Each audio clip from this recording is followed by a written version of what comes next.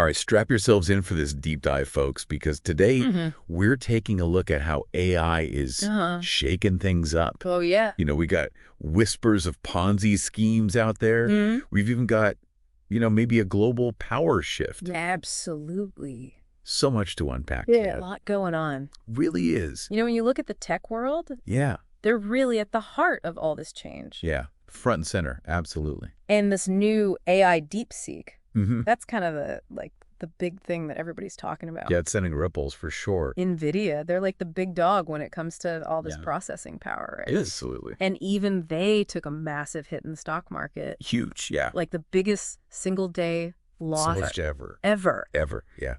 So what does that tell us about DeepSeek? Well, I think what we're seeing here is that DeepSeek is causing what some analysts are calling a negative CapEx impact. Okay. Which is a fancy way of saying, break that down for us. Businesses may not need as much of that Gotcha. physical infrastructure, right? It's like all the servers. The servers, the buildings, all that stuff. You name it. And investors, they're a little spooked by that, So less spending is a bad thing. Right. In the short term. Okay. It can be, yeah.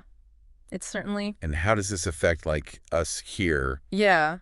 Locally in Deer Park, LaPorte, Pasadena? I think that's a great question because...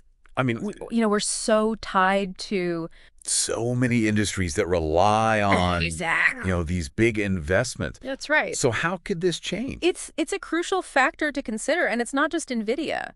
We're seeing this uncertainty in the market. Oh yeah, big time. It's a bloodbath out there. It is. Big tech is getting hammered. Absolutely. Bitcoin, total roller coaster. Yeah. And even oil prices. Even black gold is taking a hit. Yeah. Wow. Okay. So is all this because of DeepSeek? Well, DeepSeek's a major factor, definitely. I mean, it's shaking investor confidence. Nobody really knows what this technology is going to do long term. Yeah.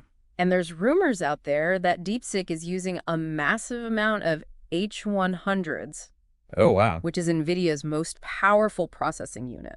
So we're talking about a whole new level of AI. Like a technological arms race is going on. Yeah, in a way, yeah. It's pretty wild. And amidst all this chaos, we've got these whispers of a potential Ponzi scheme. Yeah, MicroStrategy, that's the one, yeah. They're heavily invested in Bitcoin. Okay. And there are some concerns. Some folks are. Yeah, raising eyebrows. Raising eyebrows. David Einhorn, he's a big investor. Yeah. He actually called MicroStrategy a pretty effective Ponzi scheme. Oh.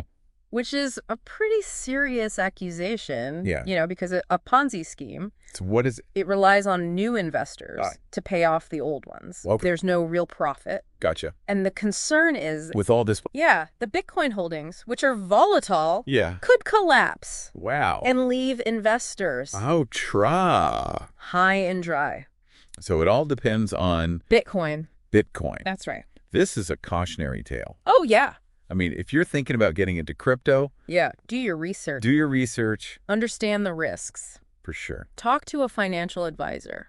Yeah, maybe don't jump in head first. Yeah, head first can be a little dangerous. Yeah. In this market. Yeah. Definitely some instability. Yeah. Going on. And we're seeing that kind of reflected in the political arena, too. Yeah, well, former President Trump has been... Oh, yeah. Making some pretty bold moves. Things are getting... Yeah. Interesting. Very interesting. Trump is lifting Biden's pause on those 2,000-pound bombs being shipped to Israel. Big bombs. There's talk of potentially reassigning armed IRS agents to the border. To the border, wow. And even whispers of... A possible pardon for Dr. Fauci. For Fauci. Backdated to 2014. That's It's interesting. What's the signal here? Break it down for us. Well, domestically, internationally, big signals, right?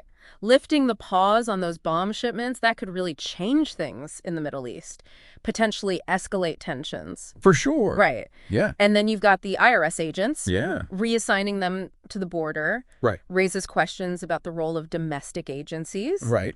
And, potential for escalation. Yeah. At the U.S.-Mexico border. Absolutely. And the pardon for Dr. Fauci, I mean... Yeah, it could reignite the whole COVID debate. Oh, yeah. Government response, origins of the virus. Especially with those ongoing... Yeah, those investigations. That are still going on. I mean, for people here who might have lost loved ones during the pandemic, I mean, that could bring up Oh, yeah, a lot of complex emotions. A lot of emotions. For sure. So definitely something To watch. to keep an eye on. Yeah. And while we're talking about these power dynamics, this global influence, there's another question that I think we need to consider. Lay it on me.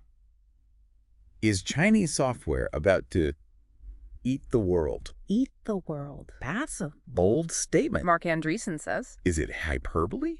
I don't know. But China's investing a lot in technology, and they're expanding their reach. Oh, yeah. Yeah. Globally. It's undeniable. Yeah. Their influence. It's hard to dismiss That idea. It really is. And how does this tie back into all this AI stuff? Well, that's a good question. Yeah.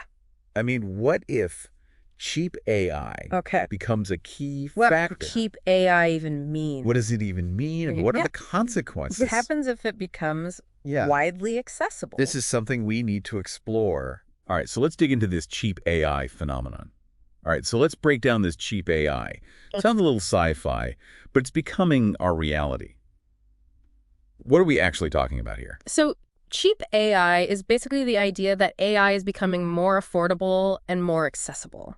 Okay. You know, think about it. Instead of these huge data centers and supercomputers, we're seeing AI that can run on less expensive, more readily available hardware. So it's kind of like AI is becoming democratized. Exactly. Democratized, that's a great way to put it. And this could be a game changer. Yeah. Especially for smaller businesses, startups. Right here in Southeast Texas. Absolutely. Places like Deer Park, LaPorte, Pasadena, they might not have had access to this kind of technology before. Imagine the kind of innovation that could come out of that. Oh, absolutely. Leveling the playing field, you know, empowering individuals, smaller organizations. We could see AI being used everywhere. Healthcare, education, manufacturing. I mean, even like local shops. Yeah, you got it. Managing inventory, marketing.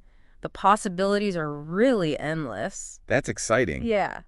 But it also makes me wonder, Yeah. like, what about jobs? That's the big question, right? Are we all going to be replaced by robots? Well, job displacement is a real concern.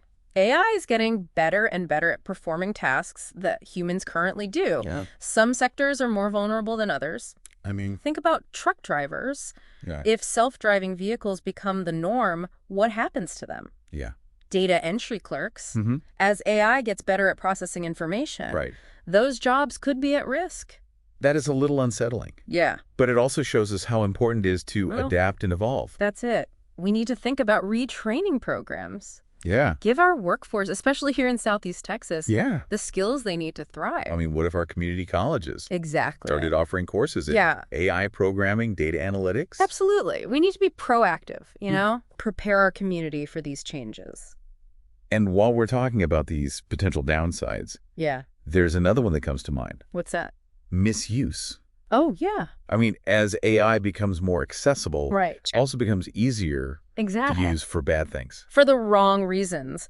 Worst case scenario, think about deep fakes. Oh, Becoming so good that you can't even tell what's real anymore. wow. AI being used to spread misinformation on a huge scale. Yeah, okay. Autonomous weapons falling into the wrong hands.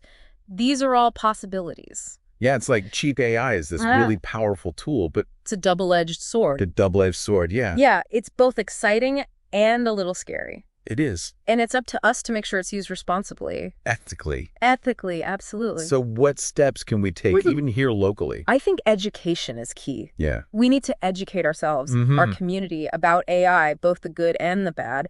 Support organizations that are working on ethical guidelines. Yeah. Advocate for policies that promote transparency. Accountability. Accountability, that's right. It's like think and act locally. Yeah, Takes on a whole new meaning. absolutely. It's not just about our physical community anymore, right? Right, it's our digital community, too. We have to be aware of these technologies, Mhm. and we have to make our voices heard. We do. And speaking of making our voices heard, let's go back to the political arena for a second. Okay. We were talking about former President Trump's actions, specifically lifting that pause on the bomb shipments to Israel. Yeah, I mean, people have some strong feelings about that. Oh, yeah.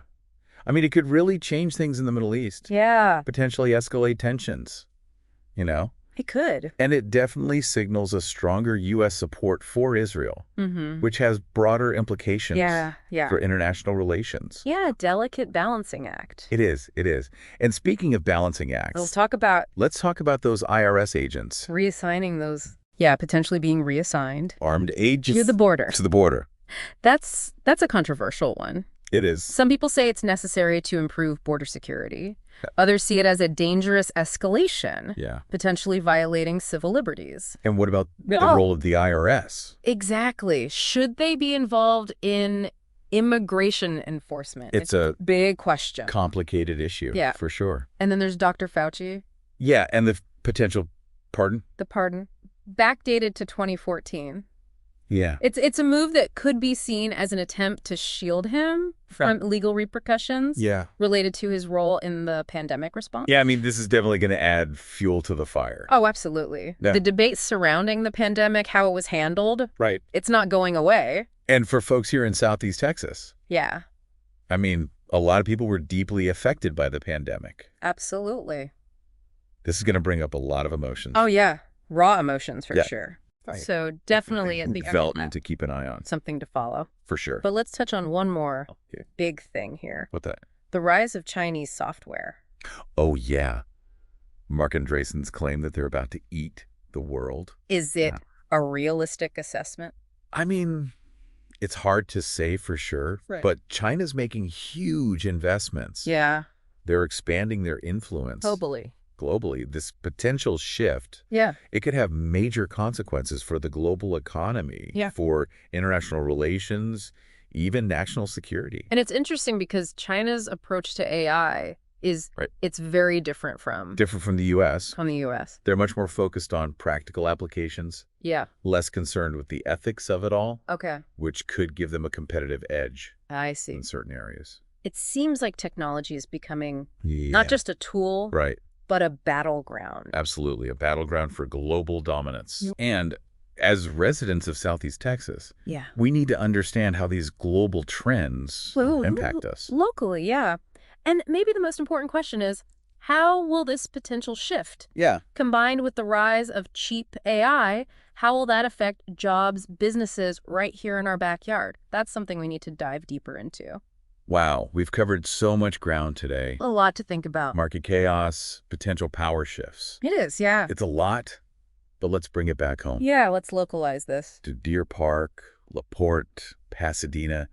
What does all this mean for us here in Southeast Texas? Well, that's the key question, right? It's not just about understanding the global trends, but how they could play out right here in our communities. So let's talk cheap AI. Okay. If this technology becomes as accessible as some are predicting, what could that mean for jobs and businesses in our area?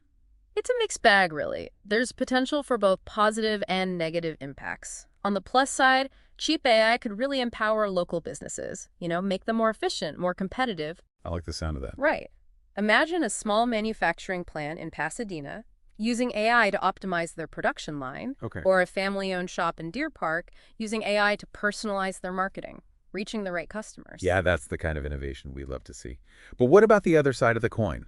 What about the jobs that AI might replace? That's the challenge, and we need to be ready for it.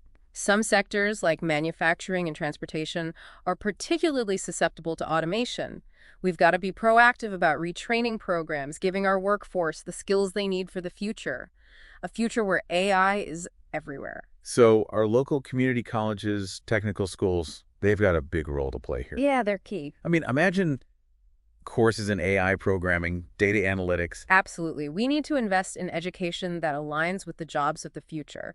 And it's not just about technical skills, but also things like adaptability, problem solving, critical thinking.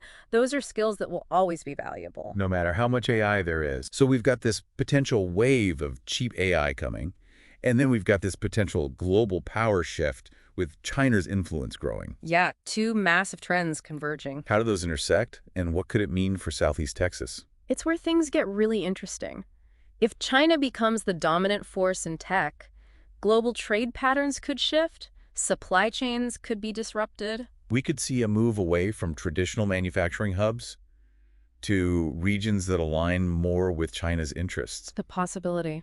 And that could have a big impact on us here, given our ties to energy and manufacturing. It could.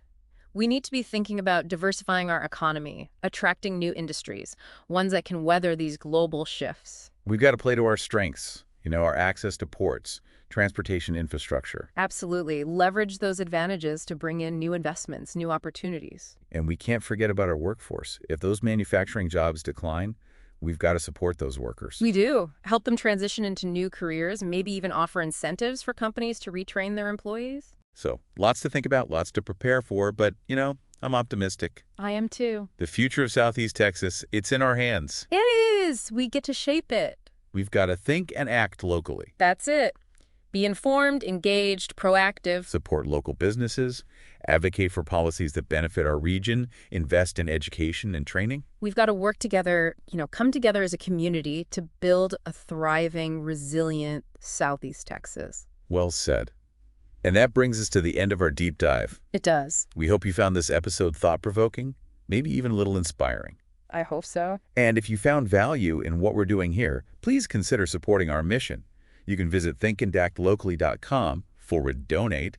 Every little bit helps us continue to provide these insights and resources for our community here in Deer Park, LaPorte, and Pasadena. Thanks for joining us today, everyone. Until next time, stay curious, stay engaged, and keep thinking critically and acting locally.